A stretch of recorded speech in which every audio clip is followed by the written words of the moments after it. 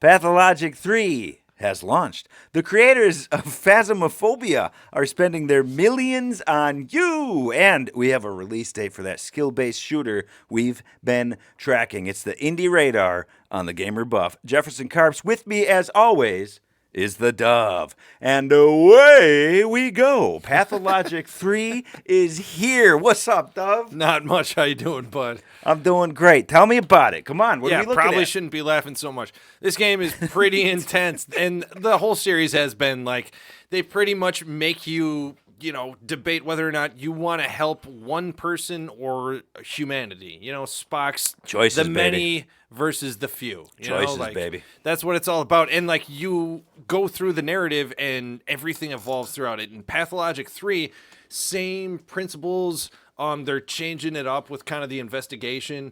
The real cool mechanic they're changing up is the time. You can go back a couple days if you want to save one person. You can use resources to go back in time, save them, but it's going to change things, and it definitely is not going to be for the better. So you have to prepare for that. You have to work around that, and the whole game is do the ends justify the means? How do you fix this this pandemic that's happening in your area? What do you do? How do you get there? And it's kind of that look, that overview, that historical look from behind, how did things evolve? And that's the player's perspective. So it's really interesting and really cool, man. Nice. Really excited. Hell yeah. Pathologic 3. It came out on the 9th? Yeah. Early access, but yeah. So, going to come to consoles, I believe, after early access is completed. Right now it's just PC, but it's going to be it's looking amazing, man. It just looks beautiful, and I love the storyline. I think it's like that. What you look for in any good sequel is you gotta, there's enough change to keep it fresh, to evolve it, and this has that with that time mechanic you were talking about. 100%. And you're kind of even looking at things a little differently. You're going through a microscope. You're kind of, like I said, you investigate things slightly differently, but it's cool, man. Like you're saying, a good evolution. We've seen that a lot last year with some awesome sequels, and this is another one in the series where they're, going in the right direction, I think. This is the Indie Radar on the Gamer Buff. Upcoming games, indie news, and previews and reviews at the Gamer Buff channel. Jefferson with the Dove. He's the Dove. He's the Gamer Buff. Thank you guys for being here. Comment, subscribe. We're just talking indie games. That's what we do. It's what we love. We love them. So passionate about passionate games. If you like that, ring the bell for crying out loud. We're talking indie games. Dove. Yes. You got to tell us about Kinetic Games, now Kinetic Publishing. Mm-hmm. This is cool. This is really cool. This is big for indie games. Yeah. Daniel Knight, the developer for Phasmophobia. I hope I pronounced that. Phasmophobia. I'm an idiot. But smash success. 25 million sold. The guy knows what he's doing. He's trying to give back. He's a developer who's hitting that high status, and he's becoming a publisher. Think Pocket Pair with Palworld. They kind of did the same thing. However, the twist here is Daniel Knight's new Kinetic Publishing is looking more towards games that are just trying to cross that finish line. The last 12 to 18 months of their development cycle. He has some pillars. He doesn't want AI in anything. He doesn't want to be an asset flip or anything like that. But it's like the game is ready. The game is ready to rock, right? Close, but they're struggling in other areas that aren't necessarily about just developing your game. Right. There's a lot more to it than just making the game, but also part of it is what happens between. Some of these very small developers, they have to work a 9 to 5 to be able to eat and pay the bills still. So that's another aspect. He's helping finance so they can focus on the game. Along with a great PR team to work with marketing and all that, so they can get their game out so gamers can see it and get excited about it before it comes out. So it's a whole 9 yards. I think it's brilliant. I love the passion of indie developers in the first place. That's why we have this channel. And to have an indie developer that sees hey man, I want these younger or newer developers to have what I didn't. I think that's great, and I think that's the passion we want to see carry over. And I think this is nothing but good, man. I think there's going to be some great games coming out of this. I mean, this is huge because think about there's got to be like a lot of small, indie games that never see the light of day. Yeah. That never have a chance.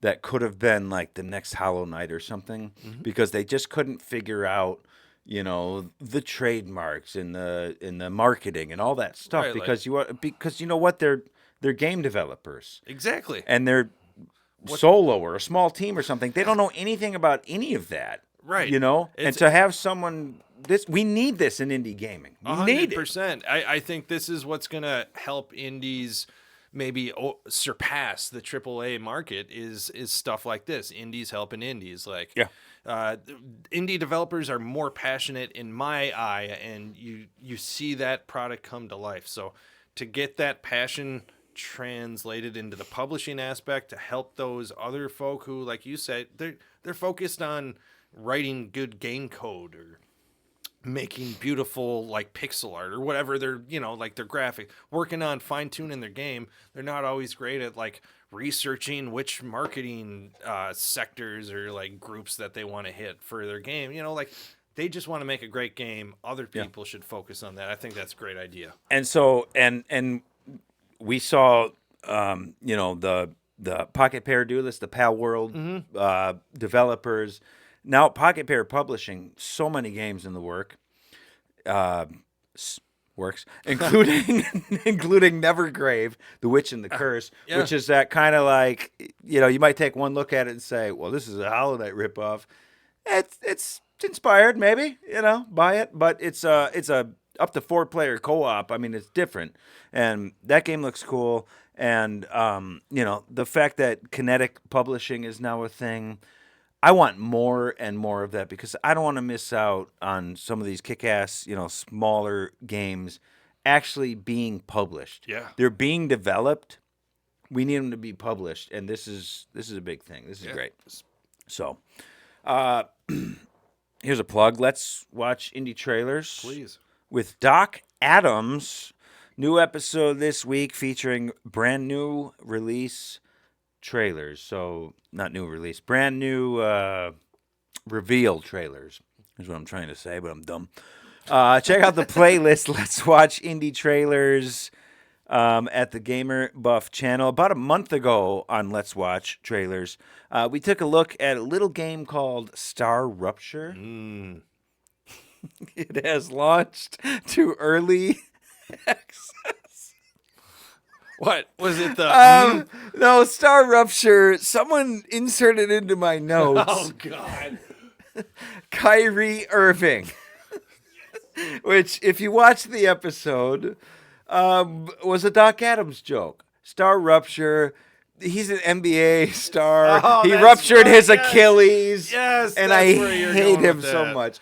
I'm not going anywhere with this. No. Someone obviously got access to Ruined, the. I'm yeah. Ron Burgundy. Like, we're lucky I didn't read this. Yeah, way to go. Instead, I just laughed and derailed. Totally misstepped that landmine right there. We didn't step in it at all. Somehow I made it worse. Anyway, StarRupture has launched to early access. I just wonder, as like a former Let's Watch Trailers, keep an eye on this upcoming game. I just wonder how it's doing, Dov. Maybe it's not doing great. I don't know. Maybe it's not doing that great. I don't know. It's blown up, man. Good reviews, and I think I saw it was around 26 or 27,000 concurrent players. Come on, man. In like the first week. You want to know why? Because it looks fucking badass. It dude. does, It man. looks Like great. Starship Troopers with a little like Factorio style game, and like I love setting that up, but like defending that and first person shooting with like the devs from Green Hell are working on this. Like it's a first person shooter at heart,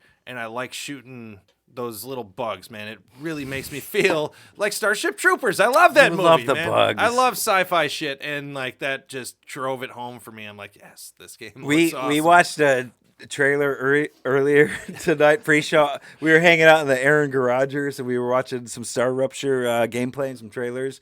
And you missed the bugs, and you were freaking out about the best friggin' part. bugs, man. Like, Yes, it's my favorite yeah, part. yeah, StarRupture. It's doing really well. Yeah.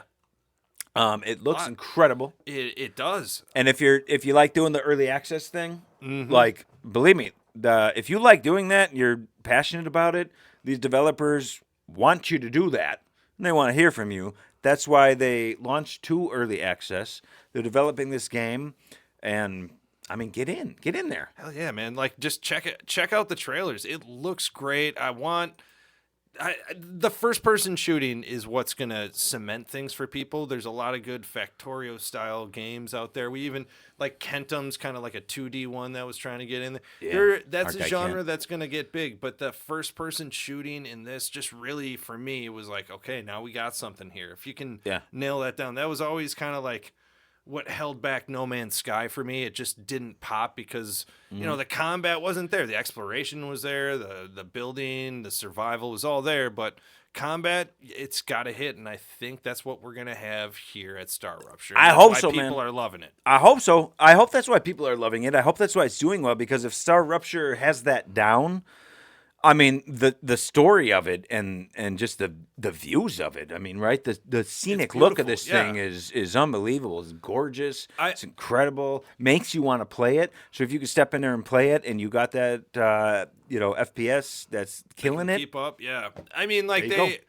I believe the development team went to, and I'm gonna screw up the name, either Iceland or Greenland. I'm a moron, but to look at the volcanic landscape and take pictures and use that as the framework for some of their levels, and you can really see it, because the mechanic is that there's going to be like an explosion or a solar flare every couple days and kind of ruin your entire you're going to have to go fix your factory regardless. You know, it's not going to be perfect. Some damage, you're going to have to go out there, so it's going to kind of refresh that, like, not keeping things perfect. But if you watch the trailers, see the particle effects, see all that shit, it's just beautiful, man. Like, they nail it. The levels look amazing, and the environment just out of the park on this one as well. There you go. StarRupture. Early access. It just recently launched, and it's time to get in right now. Go check it out. Okay. Hyperspace Striker. Yes. Release date confirmed. What's going on? Releasing, I believe, the 16th of January. I'm really excited about this game. It's like a top-down space shooter roguelite. You know, like, I was really into StarCom, which is way not the same genre, but it's got that top-down space action that I love. It's more exploration. This is fast-paced, pushing forward, aggressive battle. I mean, like, it looks like Asteroids or something like that, but like new, updated, beautiful graphics in the background. Love the special effects. You got roguelike features, and it's got that like Ocho feel for a roguelike where you have to keep pushing. You have to be aggressive, or otherwise your shields aren't going to build. You're just going to get taken out immediately. So I'm really interested in that mechanic. I think it looks beautiful, and I'm a sucker for these kind of like top-down space shooters. I really love this one. I think this could go places, man. It's like Asteroids in 2026, baby. Like, picture that. You know, find like, they you know, did it right. Unborn You or 3-year-old You or whatever, or like just arcade guy hanging out you, and picture that in 2026. It looks ridiculous. I love it. You know, like, right? it's beautiful but simple. I love these, and man, this one's gonna hit. I'm telling you, if the controls are out, I can't wait for a demo to hit, man. You said you keep pushing, right? You got to keep pushing, like Ocho. Yeah. So what is? Tell us about that. Oh, okay. So it's a roguelite. It's been out for a while. I recently discovered it. I cannot stop playing this game. It's top down. Think Hotline Miami. That's the one that looks like. Yeah, you instantly said Hotline Miami. That's a perfect call, but it's way more fast paced. Hotline Miami also is like very linear and level built, where like you get to a level, you die on that level, you go back to that start of that level, so you can keep learning the layout and get better. Ocho is a roguelite in the fashion of permadeath. You're gonna have to start your run all the way over. I haven't finished it. I played it for like 30 hours plus. It's so challenging. You have to push constantly. As soon as you die, you gotta start over. And it's top down, Hotline Miami action. You know, I like that bullet time. It's got that the little slowdown effect you can control, and yeah, it just really gives you that awesome, like, you're a badass action hero feel. You know, like you got to push forward. You're gonna take some shots, but you got to move forward, and that's what Hyperspace Striker kind of looks like too. But Yeah, space yeah. form. So you've developed somewhat unhealthy obsession Yes. with these, run and gun, bullet time. I cannot stop playing. with What this. what else? I mean, what else? Oh, Or are you just stuck on Ocho? I'm stuck on Ocho. I'm definitely very soon will be releasing some bullet time video. Yes. Indie games. I've found a fantastic list. We got platformers, 2D, top down, side scrolling. We got 3D games. It's going to be amazing, but Ocho's on there. One of my instant favorites, like one of my all-time favorites. It might be up there with me for Hades in roguelites. Like, it's that good. It's that challenging. I love it. I love the flow of it. And the challenge is for real, baby. Nice. You gotta Okay. keep playing it. What else can we look forward to? I know you're working on some other stuff at the Gamer Buff channel. We just wrapped up 2025. Yeah. Humongous indie games. What are we looking at? Yeah, Year of the Indie. So we're going to focus on that. My first video coming up is going to be the sales figures for 2025 indie games. Top 10 selling games. Best-selling indie games of 2025. Yes, and I'm very wait pedantic for about that. stuff, so, watch. Check it out. Shallow and pedantic. That's huge. Yeah, best-selling indies of 2025. I look forward to that. And then I look forward to your bullet time obsession I can't and stop. some other new game reviews that we're gonna have coming out soon. It's all at the Gamer Buff channel. We're just small time gamers. We just love indie games. We love to look into them. We love to cover them. Love to play them. Love to review them. Love to check out what trailers. What upcoming games. We love talking about it all goddamn day. We're like the everyman, except for we're really weird too. A man, We're like the every boy. and we're not men, but anyway, this is the Indie Radar on the Gamer Buff channel. Like, comment, subscribe, ring the bell for poop's sake. That's indie game reviews, news, hidden gems, previews. Let's watch indie trailers. It's all on the Gamer Buff channel. I'm Carbs. He is the Gamer Buff. He is the Dove. Give him a shout out. Drop him a comment. Thank you guys for hanging out with us at the Gamer Buff channel. Appreciate you. We'll meet you guys at the mall. Nope. Hey, fellas. Yeah. Game on. Game on. Give me finger guns. What is that? You can't change it up. I was so prepared for it. He's like hiding over here. Here we go. Shooter. Pathologic 3. I'm just going to start the show. Here you go.